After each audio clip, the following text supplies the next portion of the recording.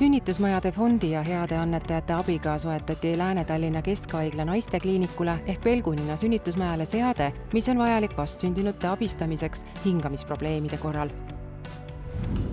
Tallinna Botaanikaaias avati pidulikult looduskaitsekuu.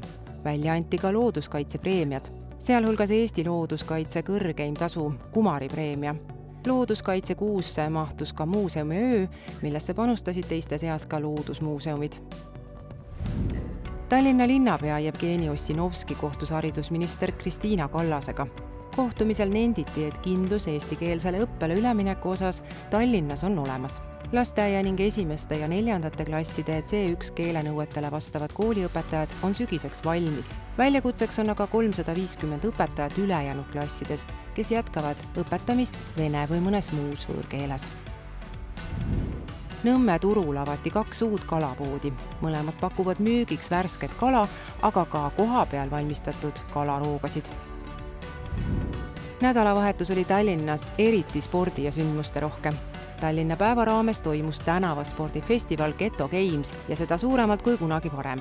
Festivali peeti Meremuuseumi kõrval Lennusadama alal ja see oli täis tänavaspordivõistlusi, meelelahutuslikke etteasteid ja vahvaid tegemisi igale vanusele. Lisaks toimus maijooks, Kalamaja pidas kogukonna asumi festivali ning muuseumiöö tõi tänavatele retrobussid.